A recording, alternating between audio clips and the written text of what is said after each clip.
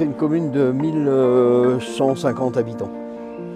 On avait un médecin qui était en place et qui est parti à la retraite il y a à peine 2 ans. On a créé une vidéo qu'on a diffusée largement, mais malheureusement cette vidéo n'a pas apporté ses fruits, on n'a pas eu de médecin pour autant. Il n'y a plus aucun médecin qui veut vous prendre en tant que référent. Ça fait plus d'1 an que j'ai pas vu de médecin, ça fait plus d'1 an que mon autre fille n'a pas vu le médecin.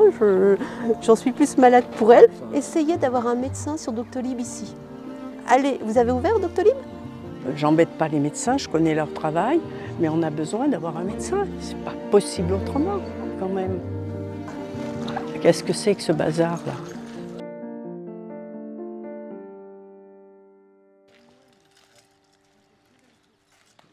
Le point de départ, il est simple. Il est de se dire aujourd'hui, il n'y a pas d'accès aux soins.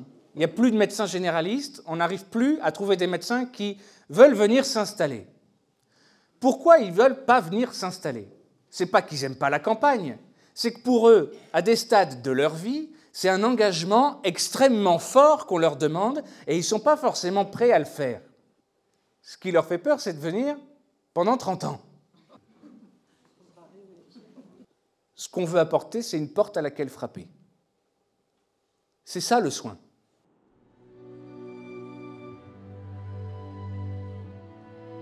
Médecin solidaire, le principe c'est très simple. Si on ne peut pas demander beaucoup de contraintes à peu de médecins, on peut peut-être essayer de demander peu de contraintes mais à beaucoup de médecins. On lui dit tu vas venir pendant 1 semaine. 1 semaine par an. En marge de ton activité principale ou ça peut devenir un mode de vie aussi de faire ça pendant quelques mois, d'enchaîner les semaines. J'ai une certaine culture, j'ai un métier enrichissant, je suis dans le contact, j'ai une certaine réflexion. Si nous, on ne s'investit pas pour essayer de faire progresser la société et d'aider, qui va le faire? Pourquoi est-ce qu'ils seraient d'accord pour venir 1 semaine? Parce que ça les enthousiasme. Parce que cette question des déserts médicaux, ça les bouleverse. Pas tous, hein, je vous rassure. Il y a des médecins qui n'en ont absolument rien à faire. En ne faisant rien, il ne se passera rien. L'action, c'est la seule résolution. Et nous, citoyens, on n'est pas des responsables politiques, on n'a pas été élus, mais ce n'est pas pour ça qu'on n'a pas le droit de faire quelque chose. Je ne dis pas que c'est la solution qui va régler tout le problème, mais peut-être qu'en fait, la solution, elle est hyper simple. Il faut peut-être juste qu'on pense différemment. Peut-être juste qu'on inverse la vapeur. Quand tu es médecin, qui plus est médecin généraliste, on a vraiment une notion de service à la population. On doit rendre service à la population.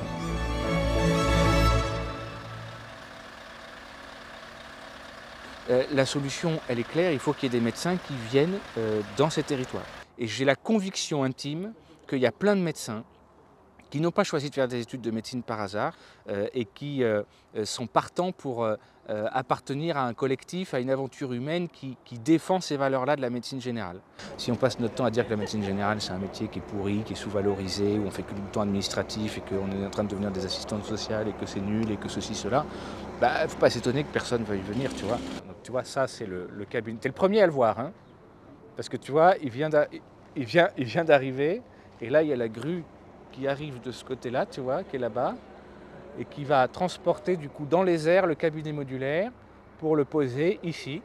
Nous, on est dans un projet social solidaire, l'association elle est à but non lucratif, personne ne s'enrichit dans cette histoire, hein, c'est pas une start-up, mais notre objectif c'est de déployer la solution le plus vite possible pour répondre à l'urgence sanitaire. Est-ce que toi c'est quelque chose qui tu penses pourrait te brancher, de participer à cette expérience? Bonjour. Ça va? Bah oui, ça y est, c'est l'arrivée. Outil de travail. Ouais. J'étais avec mon fils, il me dit « Ah maman, regarde, il y a une maison ». Je dis « Oui, c'est là où elle va travailler, maman ».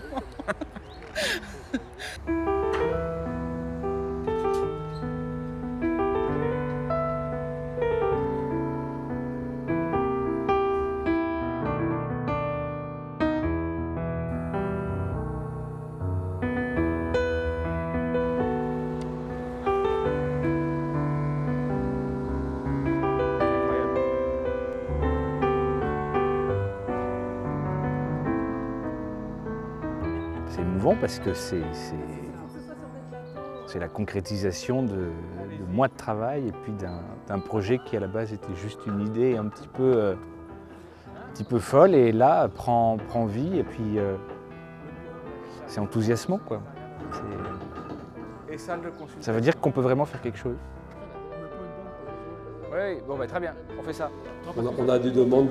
Ce matin, il y avait un entrepreneur qui était là, qui n'est pas d'Agen et qui disait moi je vais revenir là parce qu'avant je venais à Agen et j'ai plus de médecin. Mais ça va de Guéret, ça va de partout. C'est pour ça qu'on est confiant. Si on a les médecins en face, ça va le faire. Ça va tourner. Ça suscite nécessairement des levées de boucliers. Ah ben maintenant on va faire de l'humanitaire dans notre propre pays. Il y a des gens qui vont penser comme ça. Non, je pense vraiment que les confrères ont fait vraiment comme ils ont pu, avec les armes qu'ils avaient. Je pense que les collègues, ils sont au turbin, tous les jours dans la médecine. Ils font la médecine qu'ils ont envie de faire. Certains décident effectivement, comme tu le dis, peut-être de faire un exercice plus confortable que d'autres, mais c'est leur choix. Personne n'a dit qu'on ne pouvait pas faire ça. Et c'est là que je me dis, en fait, on a beau se tortiller comme on veut, on peut inventer tout ce qu'on veut. Il faut y aller. Il faut y aller. Il faut qu'on prenne notre stéthoscope, notre tensiomètre, il faut y aller. Et je pense qu'on est citoyen, médecin, on est acteur de notre pays. Si on constate qu'il y a un problème, qu'il y a une carence, qu'il y a un manque et qu'on a la possibilité d'y répondre, parce que c'est ça la différence entre nous et un citoyen qui n'est pas médecin, c'est que nous, on a le pouvoir de changer les choses. Centre de santé médecin solidaire. Bam! Allez! C'est énorme ça!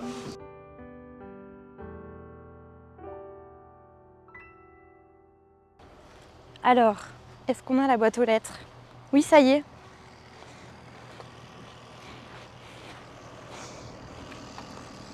Il n'y a même pas marqué médecin solidaire.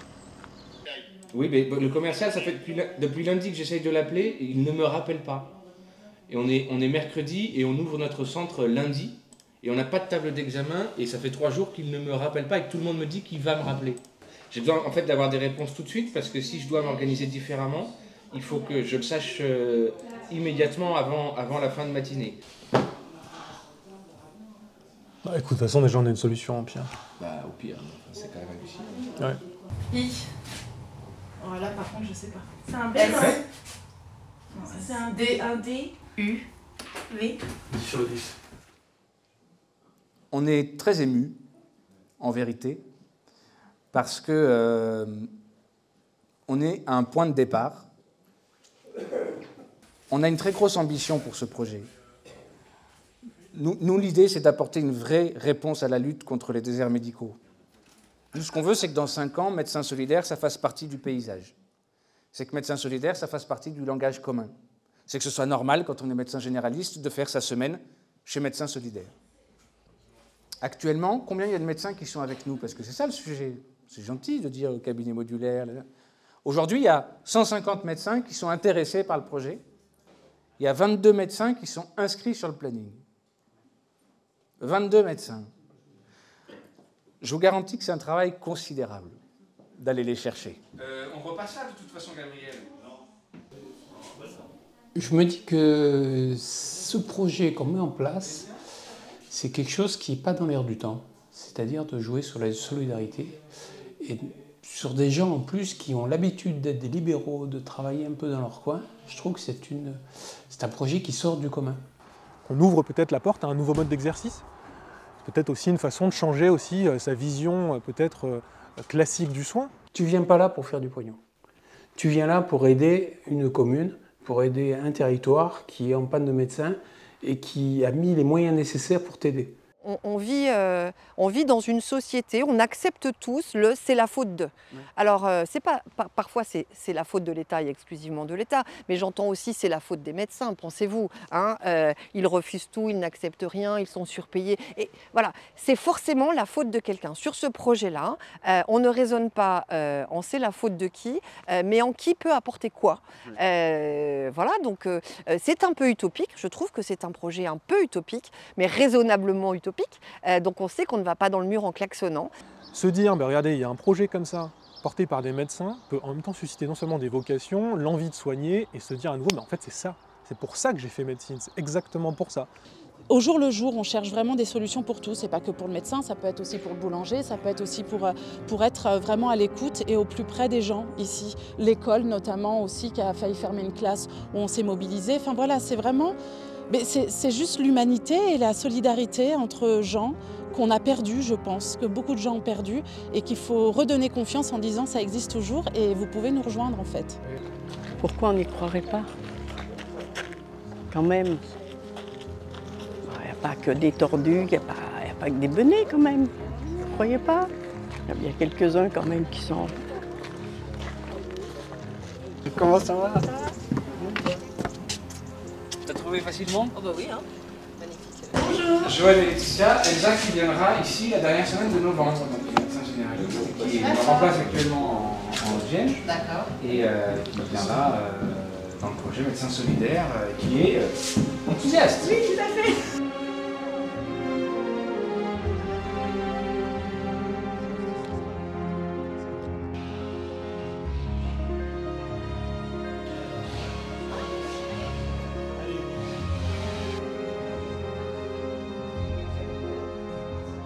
Tu sais, ce qui a fait aussi que la médecine générale et le médecin traitant est un peu en difficulté, c'est aussi dans les hôpitaux où la considération d'un médecin généraliste n'est pas à la hauteur.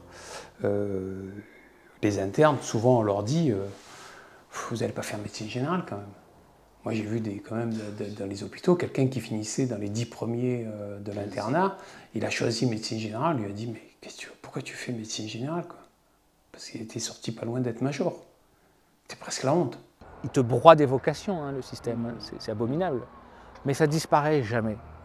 Quand tu as ça quelque part au fond de toi, si on rallume la chaudière, je suis sûr que ça repart. Quand tu es médecin, je trouve que tu as un poste d'observation sur l'humanité qui est hyper privilégié.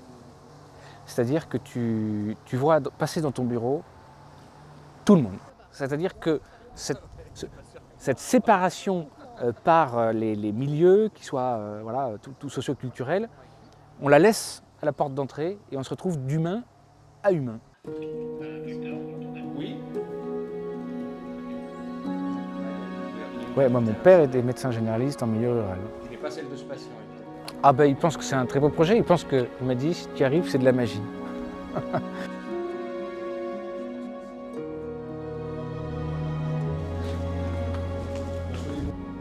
On ne laisse pas faire si on a moyen de changer les choses. Parce qu'on n'est pas moins citoyen que les responsables politiques qu'on a élus. Ce n'est pas aux responsables politiques. D'ailleurs, ce projet-là, si c'est un responsable politique qui le lance, ça ne marche pas. Pourtant, et si c'est un médecin qui le lance, ça marche. Parce qu'on n'est pas tous sensibles au même discours. Moi, j'ai le mandat de pouvoir convoquer des médecins dans cette histoire. Le politique n'a pas ce mandat-là. On a tous un rôle différent dans la société. On a tous un rôle différent. Faire prendre la première semaine de janvier, qui était un petit peu une inquiétude, parce que je me suis dit, le 2 janvier, à Agen, les Agenois et Agenoises sont charmants, mais ne connaît pas le projet, on arrive à Agen le 2 janvier, il faut quand même en vouloir. On a plutôt peut-être envie de se dire printemps, été, voilà. Et si, elle a dit, d'accord, si ça vous rend service, bien sûr, je viens la première semaine de janvier. Bouge ton coq, c'est une association qui a été créée par 2 frères et qui, comme son nom l'indique, est une association qui veut créer un mouvement. L'idée, c'est de développer des solutions pour remettre du lien dans la vie des villages. Il y a un problème de densité dans la ruralité et donc on a commencé par ça, par des épiceries associatives dans le monde rural. En fait, on trouve qu'on est dans une société où on manque beaucoup de bon sens et que le bon sens apparaît souvent dans les territoires quand on est face aux problématiques. Si ça marche quelque part, on peut le développer ailleurs et on peut l'amener ailleurs et donc essaimer du bon sens, des bonnes pratiques et des solutions ailleurs. C'est ça, Bouge ton coq, c'est très simple. Et Médecins Solidaires, c'est né de ça. C'est né de notre rencontre avec Martial quand on a vu son tour des remplacements un peu partout en France. Nous, on a trouvé ça absolument génial. On l'a appelé et on lui a dit, mais nous, on veut résoudre des problèmes dans la ruralité. Toi, tu l'as vécu dans ton quotidien, dans ton... Ensemble, qu'est-ce qu'on peut faire comme innovation pour résoudre ce problème? Impact immédiat, c'est, voilà, aujourd'hui on ouvre un centre à Agen dans la Creuse. L'impact, il est immédiat. On sait qu'on apporte du soin de proximité On apporte 50 médecins qui vont soigner des habitants. Le lien entre la liberté et l'égalité, c'est la fraternité. Et la fraternité, c'est le collectif des citoyens. Aujourd'hui, on voit bien, on a la chance d'aller dans les ministères, on est reçu parce qu'on est innovant, on est originaux, on a une manière d'appréhender les choses différentes. Et donc on nous écoute, mais en même temps, on voit bien qu'il y a un petit rictus. Ils disent, bon, on va vous aider, en fait, il nous faut un peu l'aumône. Et puis, mais en fin de compte, ils ne l'ont pas encore compris, mais c'est nous qui allons changer le monde. C'est nous qui allons leur montrer la voie. C'est comme ça que ça marche. Et tous les citoyens devraient comprendre que c'est ça le truc. On reste dans une expérimentation. Ça veut dire qu'on est co-constructeur de cette aventure. Et je vous le dis d'avance, il y a peut-être des moments où on aura des difficultés. Il y a peut-être un médecin qui va se désister au dernier moment. Et au début, on n'aura peut-être pas le médecin pour le remplacer. Je n'ai pas envie de me tirer une balle dans le pied, de vous faire perdre la confiance ou de vous faire croire que le projet est fragile. Mais c'est un projet humain qui démarre. Donc, par exemple, la semaine de Noël, je ne vous cache pas qu'elle n'est pas facile à donner. Est-ce que vous êtes avec nous? Oui. Qui viendra prendre rendez-vous dans le centre solidaire d'Agen? Ben, c'est déjà presque la moitié.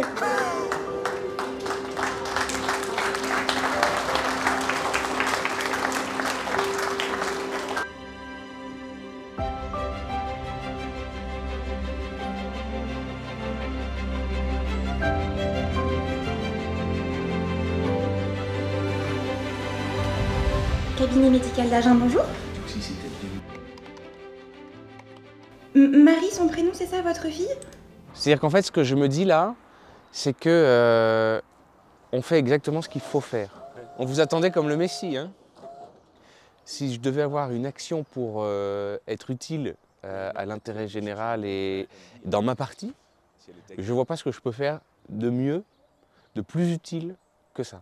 C'est-à-dire que là, on redonne un accès aux soins à un village qui en avait besoin, avec des médecins qui sont volontaires pour venir. Enfin, c'est formidable. Ben, c'était ça, ou sinon elle arrivait fin novembre.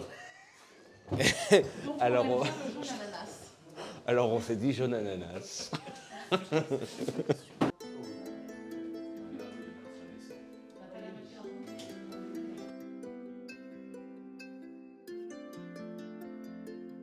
Chez moi, mon mari, il y a 25 ans qu'il a eu un accident du travail, il est paraplégique, mais je m'occupe de mon mari. Et à mon mari, au domicile, eh ben, je lui fais sa toilette, je vais lui chercher, eh ben, il ne peut pas aller au cabinet, eh ben, je prends un gant, je vais chercher ses matières, je fais un TL, ils appellent ça. Alors c'est ça que, moi ce matin, hier déjà je lui ai dit, j'ai dit demain matin, moi je m'en vais voir le cabinet médical. La médecine générale, c'est de la présence physique. La téléconsultation, elle fait quoi avec ça? Elle fait rien. Donc la médecine générale, ça ne peut pas être autre chose qu'une présence. C'est une présence. C'est l'évolution de la société, de la médecine. Ça tend à prouver qu'il y a d'autres possibilités que de trouver forcément des médecins qui s'installent en ruralité. C'est un soulagement d'avoir quelqu'un ici. Merci, bon courage.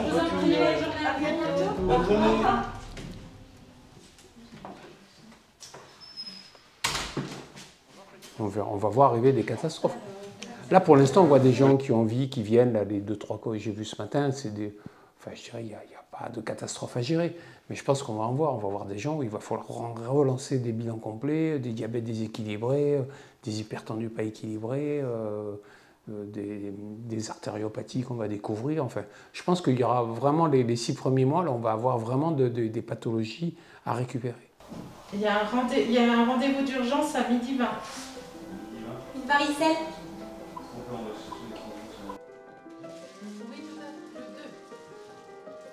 Il y a évidemment une transmission parce que la continuité des soins, comme le disait monsieur, ça peut être la fragilité du projet et nous, on a l'intention que ça en devienne la force. Il y a des médecins que vous allez adorer et vous allez leur dire à la fin de la consultation « Oh, ben c'est dommage, vous étiez bien plus sympa que celui de la dernière fois. » C'est sûr, ça va arriver. Et il y en a, vous allez rentrer chez vous et vous allez dire « Ah ben dis donc, celui-là, il n'était pas commode, hein, je suis content qu'il reste qu'une semaine. Hein. » Oui, cette semaine, faites un roulement. Voilà, c'est ça. Vous n'avez pas de chance, c'est pas moi que vous verrez. Ce sera un autre. Mais je ne vous connais pas. Alors comment voulez-vous Vous avez quelque chose. Mais je fais confiance de toute façon. Moi, je suis une vieille. Et les vieux, ils font confiance. Je suis convaincu qu'on va être surpris par la qualité du suivi qu'on aura ici. Ça va être une succession de médecins qui s'engagent volontairement et avec cœur dans un projet social, qui ont le souci de bien faire, qui sont enthousiastes, qui ont envie d'aider et qui sont très sensibilisés à cette question de continuité des soins. Le soin doit être un point fixe présent, un phare.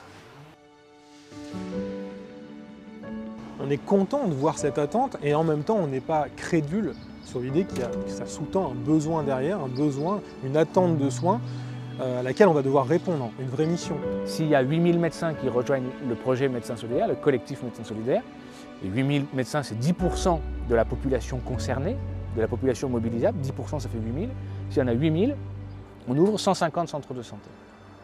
La vitesse à laquelle on va ouvrir ces 150 centres de santé dépend que de la vitesse à laquelle les médecins vont rejoindre le collectif.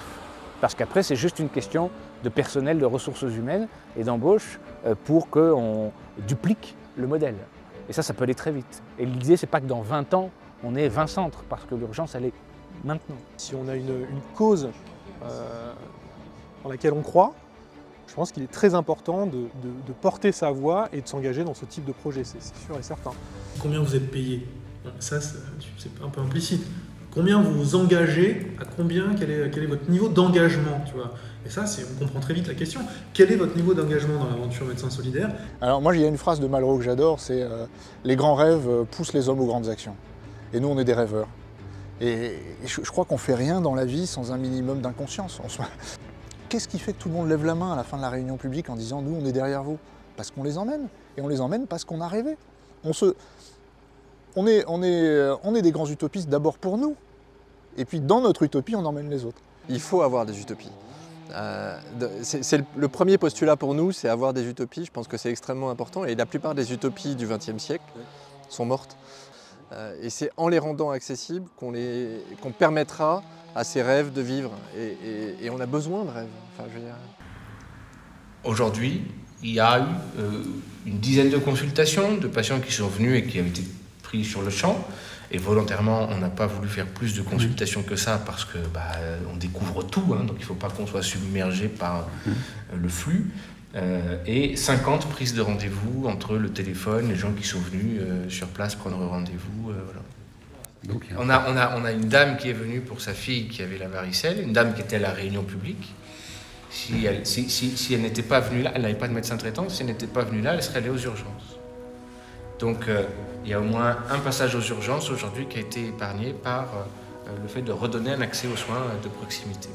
Et une varicelle ne mérite pas qu'on aille aux urgences. Une varicelle ne mérite pas qu'on aille aux urgences, ne mérite pas une téléconsultation parce que ce serait totalement inutile. Parce que la téléconsultation ne pourra absolument pas permettre de juger de la sévérité des lésions, de l'état général, etc. Et pour autant, cette mère de famille, il est légitime qu'elle puisse consulter un médecin pour la rassurer parce que c'était une varicelle qui était quand même cognée. Je pense qu'on est dans une société où l'altruisme est la solution à beaucoup de choses pour que le monde aille mieux. Je pense qu'on arrive à la limite de beaucoup de choses dans notre monde actuel. Que l'hypercapitalisme, je pense, a fait son temps.